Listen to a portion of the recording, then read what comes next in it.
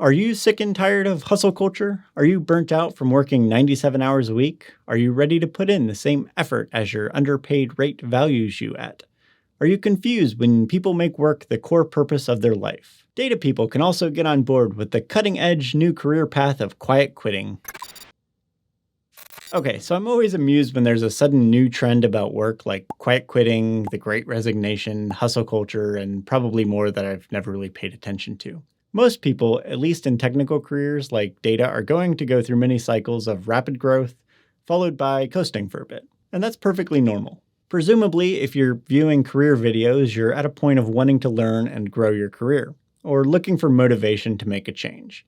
And you've probably heard the common refrain of, in this industry, you always have to be learning the next thing. But the reality is, it's not possible for the majority of people. We go through periods of learning and then relax a bit. And the trick is knowing when you're getting too comfortable and it's time to pick up some new skills. I worked at one job in the financial industry for too long. It was the kind of place where people go to and stay there for 10 to 15 years until they retire. And things were just done the way they've always been done. New technology was not common at all. I was there for about 5 years, which was about 3 years too long.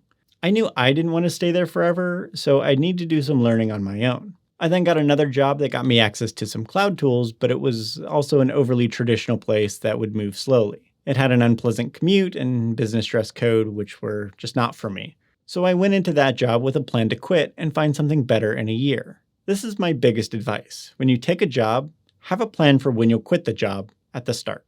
Base this on how much you think you'll be learning and your own personal ambitions. I like doing this because having a timeline in my head helps avoid that state of, do I really want to leave and start over, that really prevents you from moving on.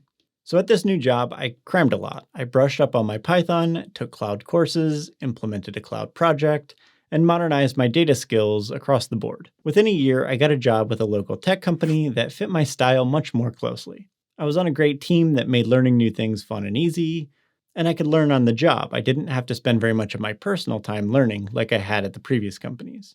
And that was kind of nice. I was able to kind of take my foot off the gas pedal and focus on enjoying other parts of my life. Was I quiet quitting? I don't really know, but compared to the pace I was going, it was definitely a slowdown. Then 2020 hit, and I got laid off from that job. There weren't a lot of other options at the time, so I took something that looked like I could do it in my sleep, and I mostly did. Again, I had a plan to quit in a year and find something better. But I figured there were other things to focus on for a bit, so I just enjoyed a year of getting my job done well, but putting in no extra effort or time. I did it. I was quiet quitting, and it wasn't even trendy yet. During this time, I was learning some creative skills, which eventually turned into this YouTube channel, and after a year, I was a bit bored and ready to move on to more engaging jobs. But I think that's a story for most people. It's an ebb and flow of hustling and quiet quitting. Sometimes you have other things going on in life, moving, marriage, kids, a new hobby, things that you'd rather spend your focus on than work. And sometimes you want to make more money, or get out of a bad environment, or you're just bored and you need to hustle to make that happen. There's some keys to each though. When you're not focused on work, make sure you're not becoming negative, even in a toxic environment, which can be hard.